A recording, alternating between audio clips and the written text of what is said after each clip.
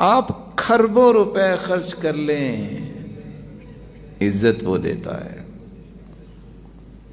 ذلت بھی وہ دیتا ہے، بادشاہی بھی وہ دیتا ہے، اور بادشاہی سے محروم بھی وہ کرتا ہے۔ بہت بڑا بادشاہ ہے، اتنا بڑا بادشاہ ہے، کنویں سے نکالتا ہے یوسف کو، مصر کے تخت پہ بٹھا دیتا ہے۔ اتنا بڑا بادشاہ حسنی مبارک کو 43 سال مصر کی حکومت کرتے کرتے گزر جاتی ہے، اور پکڑ کے پنجرے میں بند کروا دیتا ہے۔ کوئی پوچھنے والا نہیں ہے، کسی کی طاقت نہیں ہے، اتنا بڑا بادشاہ، اس کی بادشاہی پہ یقین کیجئے۔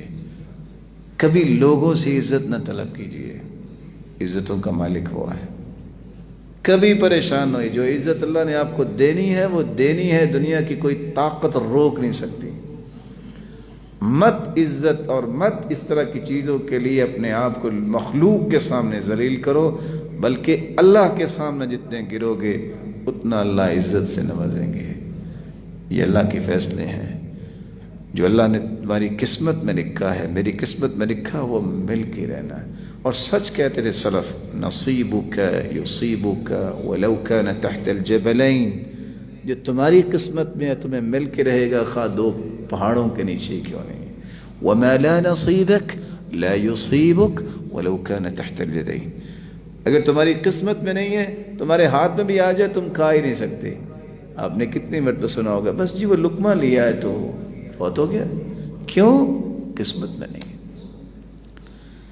ثقۃ، یقین کر لیجئے اللہ کی قسم ملے گا وہی جو لکھا ہوا ہے۔ سیدنا عمر کہا کرتے تھے 2 آیتیں کسی کی سمجھ میں آ جائے ساری زندگی کی پریشانی ریلیز ہو جاتی۔ 2 آیتیں، قد جعل اللہ لکل شیء قدرا انا کل شیء خلقناہ بقدر۔ کب دینا ہے، کتنا دینا ہے، یہ اللہ کو پتا ہے۔ نہیں ملا، ابھی وقت نہیں آیا۔ بچہ جو کرالنگ کر رہا ہے، اگر اس کا یہ شوق بن جائے کہ میں میراتھن ریس میں حصہ لوں گا، لے سکتا ہے، اس کا وقت نہیں ہے۔ یہ الگ بات ہے کہ اس کو کل کو بھی اس ریس میں حصہ لینا چاہیے کہ لینا چاہیے، وہ بچہ ریس میں حصہ نہیں لے سکتا، اس کا وقت ہے ابھی باقی۔ ایک بچے کو الف با لکھنی نہیں ہو، پڑھنی نہیں آتی ہو، کہے میں اخباری رپورٹر بن جاؤں، بن سکتا ہے؟ ایسا نہیں ہو سکتا۔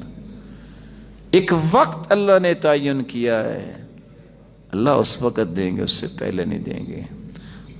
بچے ہوتے ہیں نا، منچلے ہوتے ہیں، بعض لوگ 50 سال کے ہو کے بھی بچے ہی رہتے ہیں، وہ کہتے ہیں بس ابھی مل جائے۔ اللہ تعالیٰ پکا ہوا پھل دینا چاہتے ہیں، کچا پھل نہیں دینا چاہتے، کہیں اس کو لے کر بھی آپ کہیں وہ خوشی کا اظہار نہ کرے جو ہونی چاہیے۔